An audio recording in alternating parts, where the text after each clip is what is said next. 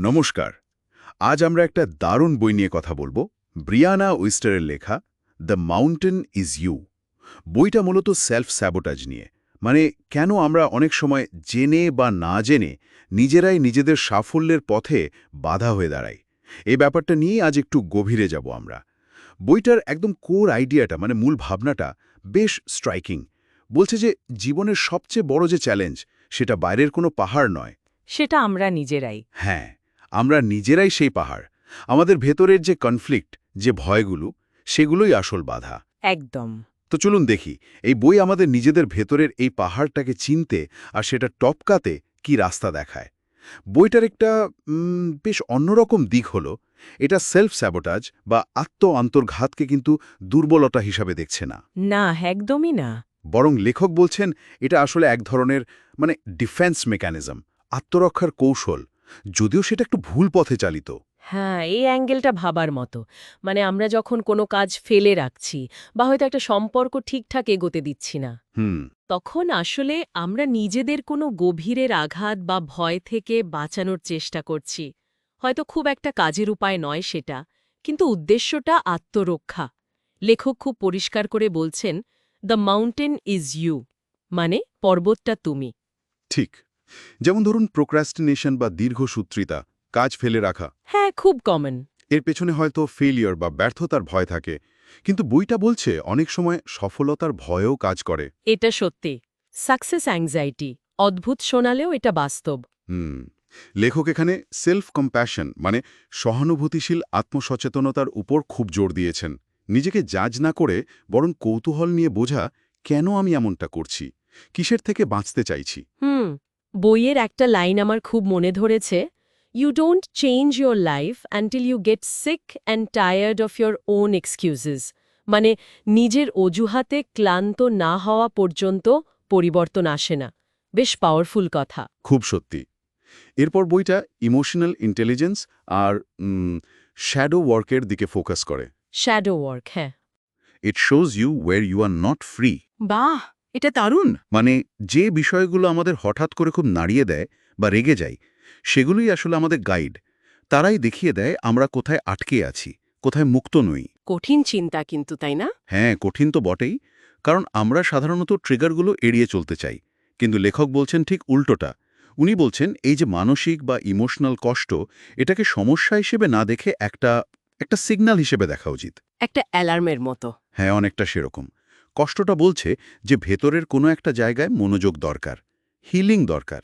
আর সেই হিলিংয়ের জন্য কষ্টটাকে প্রেস করতে হবে, অনুভব করতে হবে। এড়িয়ে গেলে চলবে না। একদম না।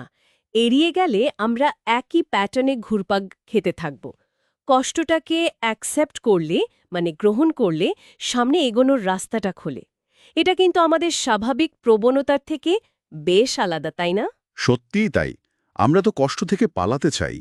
আরেকটা বিষয় যেটা আমার খুব মনে ধরেছে, সেটা হলো শুধু লক্ষ্যের পেছনে ছোটা নয়, হুম। বরং সেই মানুষটায় পরিণত হওয়া যে ওই কাঙ্ক্ষিত জীবনটা যাপন করার জন্য তৈরি।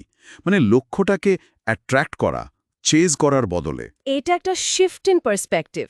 জোর করে কিছু পাওয়ার চেষ্টা না করে নিজের আইডেন্টিটি বা পরিচয়টাকে ভবিষ্যতের সেই কাঙ্ক্ষিত সত্তার সাথে মিলিয়ে ফেলা। বইয়ে একটা লাইন আছে না, যে লক্ষ্যটা নতুন কেউ হয়ে ওঠা নয়, বরং নিজের প্রকৃত সত্তায় ফিরে আসা। হ্যাঁ। এই প্রকৃত সত্তায় ফিরে আসা, এটা লেখক কিভাবে ব্যাখ্যা করছেন? মানে বাস্তবে এটা কিভাবে সম্ভব? এটা আসলে একটা গভীর কাজ। লেখক মনে করেন আমাদের ভেতরে একটা কোর সেলফ আছে, যেটা শক্তিশালী, সক্ষম। কিন্তু জীবনের অভিজ্ঞতা, ভয়, সমাজের চাপ, এসবের কারণে আমরা সেই আসল সত্তা থেকে দূরে সরে যাই। একটা আবরণের মতো তৈরি হয়। ঠিক। তো প্রকৃত সত্তায় ফেরা মানে সেই সব আরোপিত বোঝা, লিমিটিং বিলিফগুলো ঝেড়ে ফেলে নিজের ভেতরের সেই শক্তি আর অথেন্টিসিটির সাথে আবার কানেক্ট করা। আর এই পথটা নিশ্চয়ই সহজ নয়। না, মোটেও নয়। আর এখানেই আসে অস্বস্তির ব্যাপারটা। লেখক খুব সুন্দরভাবে মনে করান যে গ্রোথ বা বৃদ্ধি সবসময় আনকমফোর্টেবল, অস্বস্তিকর। কারণ পুরনো কমফোর্ট জোন ছাড়তে হয়। একদম। পরিচিত যন্ত্রণা বা সীমাবদ্ধতাকে ছেড়ে একটা অজানা মুক্তির দিকে যাওয়া, এটা ভয়েরও বটে, আবার এক্সাইটিংও। বইটার ভাষা বেশ কাব্যিক, ফিলোসফিক্যাল, কিন্তু একই সাথে খুব প্র্যাকটিক্যাল পরামর্শও দেয়।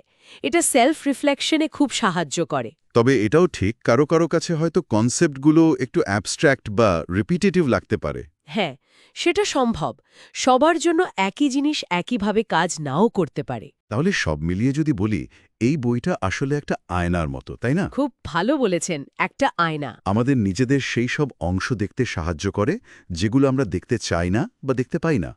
আমাদের ভেতরের সেই লুকানো কষ্ট, ভয়, সেগুলোর মুখোমুখি করায়। আর মূল বার্তাটা খুব ক্লিয়ার। বাইরের পরিস্থিতিকে দোষারোপ না করে নিজের ভেতরের কাজটা শুরু করতে হবে। দায়িত্বটা নিজের। ভেতরের পরিবর্তনটাই আসল। আলোচনা শেষে একটা ছোট্ট ভাবনার খোরাক রেখে যায়, কেমন? অবশ্যই। হয়তো সেলফ মাস্টারি বা আত্মপ্রভুত্ব মানে শুধু পাহাড়টাকে জয় করা নয়, বরং এটা গভীরভাবে বোঝা যে আমি ঠিক কেন বা কোন প্রয়োজন মেটাতে প্রথম স্থানে এই পাহাড়টা তৈরি করেছিলাম। বাহ, এটা তো আরও গভীর প্রশ্ন। নিজের মোটিভেশনটা বোঝা। হ্যাঁ, এই কারণটা ধরতে পারাটাই হয়তো আসল পরিবর্তন নিয়ে আসতে পারে। দারুণ একটা পয়েন্ট। এই প্রশ্নটা নিয়েই না হয় আজকের মতো শেষ করি। নিশ্চয়ই।